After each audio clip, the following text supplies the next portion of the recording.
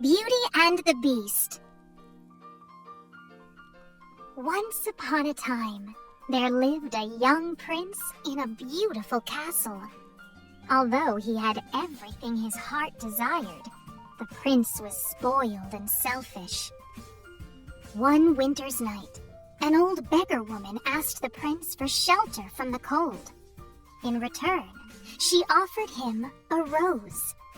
Repulsed by the old woman, the unkind prince turned her away. The woman warned him not to be deceived by appearances, since beauty is found within. When the prince dismissed her again, the old woman's ugliness melted away to reveal a beautiful enchantress. The prince tried to apologize, but it was too late. The enchantress knew there was no love in his heart. As punishment, the enchantress turned the prince into a hideous beast. Then she placed a spell on the castle and all who lived there. The rose she had offered him was an enchanted rose. It would bloom until the prince was 21. If he could learn to love and be loved in return before the last petal fell, then the spell would be broken. If not, he would remain a beast forever. Ashamed of his monstrous form, the beast hid inside the castle. A magic mirror was his only window to the outside world. As the years passed, he fell into despair. Slowly, the rose began to wither. He did not believe anyone could ever love him. In a nearby village, there lived a beautiful young woman named Belle. Belle, unlike the other girls in the village, cared only for her books. She always felt out of place. Belle loved to read about adventure and romance. Her father, Maurice, loved books too. Maurice was an inventor, a genius, according to Belle, a crackpot, according to the townsfolk. Belle is even stranger than her father, the villagers whispered. Her nose is always in a book, and her head is in the clouds. Gaston, the handsomest man in town, wanted to make Belle his wife. Even though she thought he was a brainless brute and turned him down again and again, Gaston was determined to wed the lovely Belle. One cold day, Maurice hitched his horse, Philippe, to a wagon and set off to show his latest invention at a faraway fair. But Maurice read the map wrong and became lost in a forest. As an icy wind whistled through the trees, he suddenly heard the howling of wolves. Philippe bolted and Maurice fell to the ground. Trying to escape the wolves, the frightened man ran deeper and deeper into the woods. He came to a castle and stumbled inside. There, he was greeted by Mrs. Potts the teapot, Cogsworth the clock, and Lumiere the candelabrum, who had all been servants to the prince. But before he had time to marvel over these strange creatures, an even stranger one appeared, the beast. When Maurice stared in horror, the beast howled angrily. Then he scooped Maurice up and carried him off to a dungeon. Meanwhile, Philippe had made his way back home. Belle took one look at the riderless horse and knew something awful had happened to her father. "Philippe, take me to him!" she cried, leaping into the horse's saddle. Without a pause, Philippe thundered off toward the woods.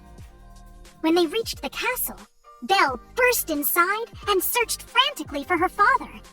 The enchanted objects led her to the dungeon, but just as she found Maurice, the beast appeared. Belle let out a terrified gasp at the sight of the hideous creature. She begged the beast to free her father.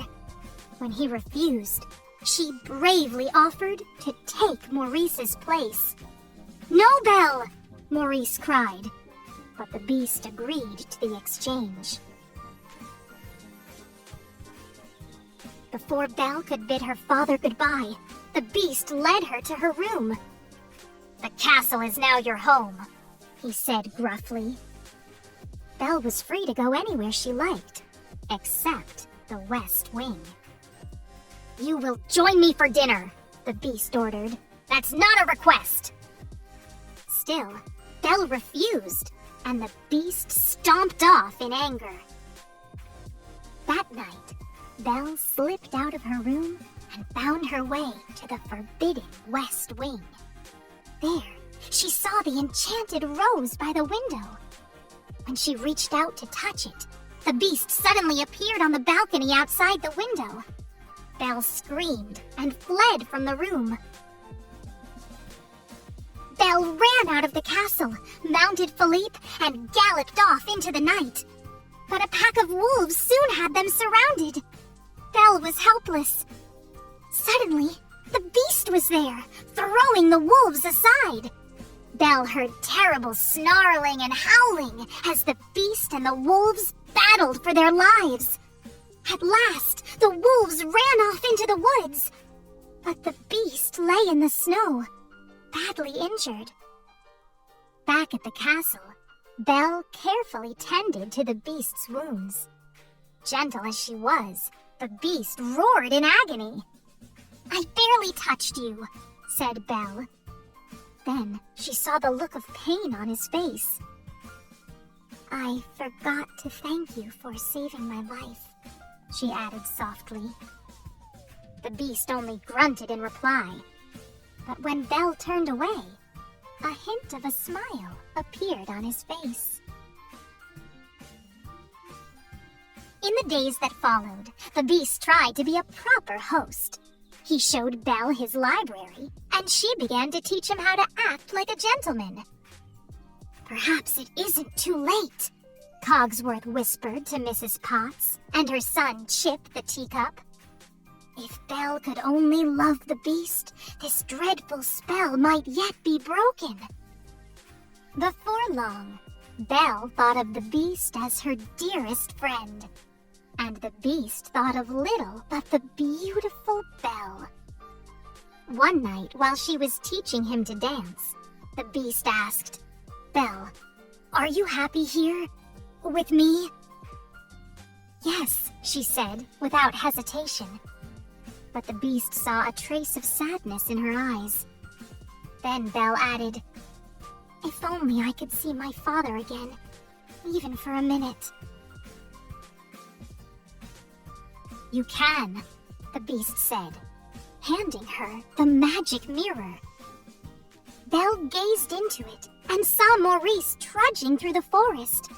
He looked frail and old. As she watched, he collapsed in a heap. "I must go to him," Belle cried. "He might be dying." "I release you," the beast said sadly. "But take the mirror. Then you will always have a way to look back and remember me." With the magic mirror to guide her, Belle soon found her father and brought him home. But their happy reunion was cut short by a pounding on their cottage door. The townspeople had come to take Maurice away. Gaston's friend Le Fou stepped forward. "Maurice has been raving that you were imprisoned by a hideous beast," he said. "Only a crazy man would tell such a tale." "But it's true," Belle protested. Her worried eyes searched the angry crowd and fell on Gaston. "Gaston!" she cried. "You know my father isn't crazy. Tell them!"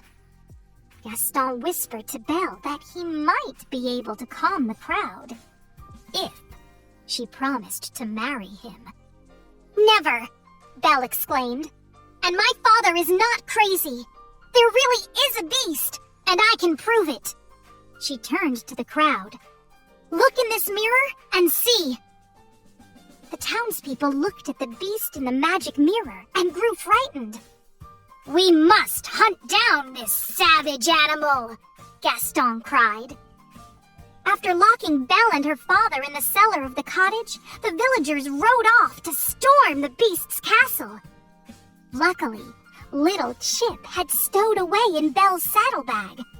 After the villagers were gone, he used Maurice's latest invention to release Belle and Maurice from the cellar. By the time Belle reached the castle, the townspeople had broken in. Gaston and the beast were fighting on the castle roof. The beast managed to knock Gaston's weapon from his hand. There was nothing to stop him from killing Gaston. Gaston screamed for mercy, and the beast turned away from his enemy. Then, Belle watched helplessly as Gaston plunged a knife into the beast's back. The beast roared in pain. Backing away from the wounded beast, Gaston lost his footing and fell off the roof into the fog below. Belle rushed to the beast's side. "You came back," the beast said weakly. "At least I can see you one last time." "No, no," Belle said, sobbing as she kissed his cheek. "Please don't die. I love you."